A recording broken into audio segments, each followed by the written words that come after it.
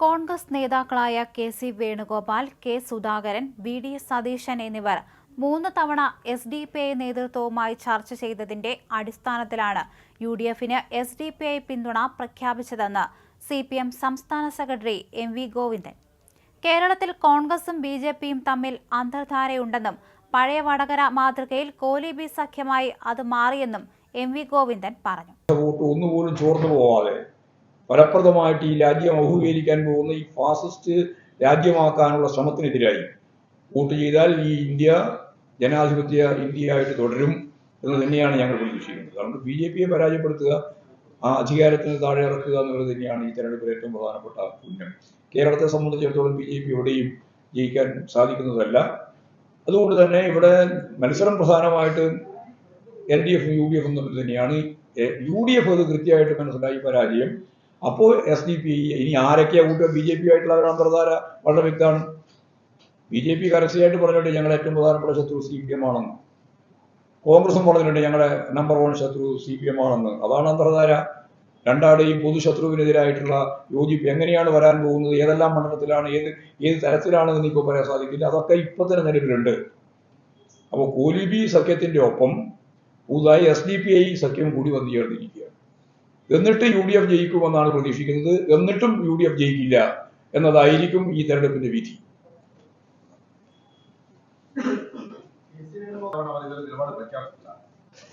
ആര്?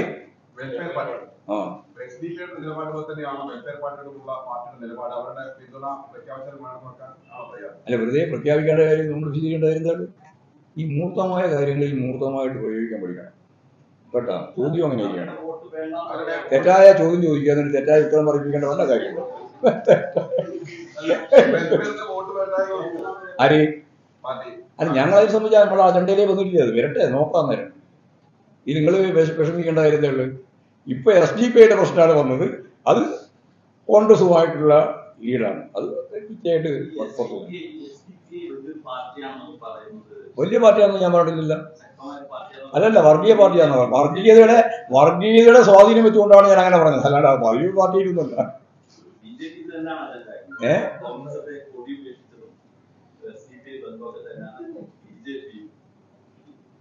അല്ല, ഉപേക്ഷിച്ച് കഴിഞ്ഞാൽ പിന്നെ ആരെങ്കിലും പറയുന്നതിനെ പറ്റി പറഞ്ഞിട്ട് കാര്യമുണ്ടോ? നിങ്ങൾ ബി.ജെ.പി പേടിയുടെ ഭാഗമായിട്ട് കൊടി തന്നെ ഉപേക്ഷിക്കുക, എന്നിട്ട് ബി.ജെ.പി തന്നെയാണ് പറയുന്നത് എന്ന് പറയുന്നത് കാര്യമില്ല. മാധ്യമല്ലേ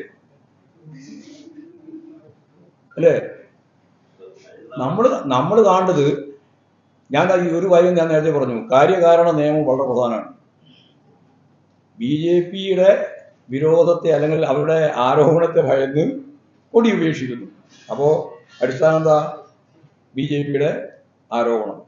അതുകൊണ്ടൊന്നില്ല, ലീഗിന്റെ കൊടിയില്ല. മുമ്പ് ലീഗിന്റെ കൊടി മാത്രമേ വേണ്ടെന്ന് വെച്ചിട്ടുള്ളൂ. ഇപ്പോൾ ലീഗിന്റെയും കൊടിയില്ല, കോൺഗ്രസിന്റെ കൊടിയില്ല. ഇമാതിരി ഒരു അവസ്ഥയിലേക്ക് എന്ത് ചെയ്യാനാണ്?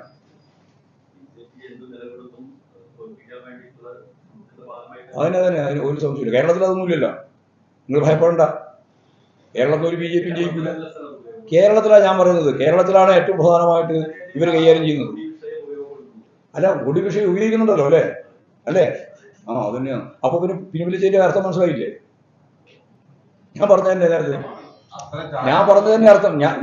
അർത്ഥം അതായത് ബി.ജെ.പി ഉയർത്തുന്ന വിമർശനത്തെ ഭയന്ന് ആദ്യം ലീഗിന്റെ കൂടി വേണ്ട എന്ന നിലപാട് അതെടുത്തു കഴിഞ്ഞ തെരഞ്ഞെടുപ്പിൽ.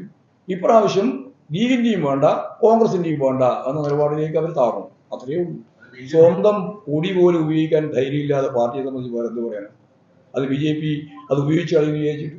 പോലീസ് എന്ന് പറയുന്നത് നമുക്കെല്ലാം അറിയുന്നത് പോലെ ഭരണകൂടത്തിന് 3 പ്രധാനപ്പെട്ട ഭാഗമുണ്ട്: എക്സിക്യൂട്ടീവ്, ജുഡീഷ്യറി, ലെജിസ്ലേച്ചർ. ഈ ലെജിസ്ലേച്ചറിലാണല്ലോ നമുക്ക് ഭൂരിപക്ഷമുള്ളത്. അതിൻ്റെ അർത്ഥം എക്സിക്യൂട്ടീവും ജുഡീഷ്യറി നിലവിൽ ഉള്ളത് തന്നെയാണ്. ആ ഉള്ളതിൻ്റെതായ പ്രശ്നങ്ങളൊക്കെ അതിൻ്റെ ഭാഗമായിട്ടുണ്ടാവും. എല്ലാം പൂർണ്ണമായിട്ടും ഒരു ഇടതുപക്ഷ സോഷ്യലിസ്റ്റ് രീതിയിലാണ് കാര്യങ്ങൾ നീങ്ങുന്നത് എന്ന് ഒരു തെറ്റിദ്ധാരണയും വേണ്ട. ഭരണകൂടത്തിന്റെ വർഗ്ഗഘടനയിൽ നിന്നുകൊണ്ടാണ് നമ്മൾ പ്രവർത്തിക്കുന്നത്. അപ്പോൾ നയം കൊണ്ടേ അതിനെ തിരുത്താൻ പറ്റും. അതാ കാര്യം. നയം കൊണ്ട് ഓരോ സമീപനത്തിന്റെയും ഭാഗമായിട്ട് നമുക്ക് പറയാൻ പറ്റും. ഇപ്പോഴും നമുക്കറിയാലോ, ഇന്നിപ്പോ വളരെ വലിയൊരു വാർത്ത വന്നിരിക്കുകയാണ്. നമ്മുടെ സൈനിക സ്കൂളുകൾ മുഴുവൻ RSകാർക്ക് വിറ്റിരിക്കുക. സൈനിക സ്കൂളുകൾ എല്ലാം RS. എന്താ വരാൻ പോകുന്ന സ്ഥിതി? ഇന്ത്യൻ പട്ടാളത്തിലെ ഏറ്റവും പ്രമുഖമായ ഒരു സ്ഥാനമാണ് ഈ സൈനിക സ്കൂളിൽ നിന്ന് വരുന്ന കുട്ടികൾക്കുള്ളത്. അത് മുഴുവൻ ഇപ്പോഴും 62% ഇപ്പോഴും തന്നെ വിറ്റതിൻ്റെ ഭൂരിപക്ഷവും അവർക്കാണ്. RSS സംഘപരിവാർ വിഭാഗത്തിന് വിറ്റ് കഴിഞ്ഞിരിക്കുന്നു എന്നാണ്. സ്വകാര്യവൽക്കരണത്തിന് ഒരു പുതിയ രീതി, കാവ്യവൽക്കരിക്കാനാണ് ഉദ്ദേശിക്കുന്നത്.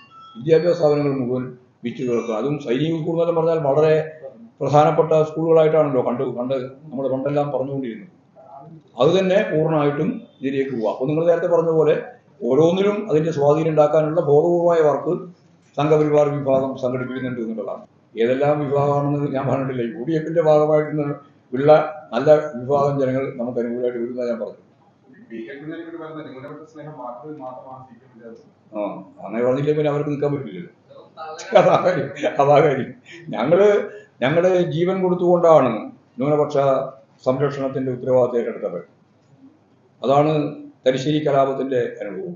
അവിടെ ഒരു മുസ്ലിമും ഒരു ഹിന്ദുവും മരിച്ചില്ല. പക്ഷേ പള്ളിക്ക് കാവലിരുന്ന UK കുഞ്ഞിരാമൻ എന്ന പാർട്ടി വളണ്ടർ ക്യാപ്റ്റനാണ് സ്വന്തം ജീവിതം സമർപ്പിക്കേണ്ടി വന്നത്.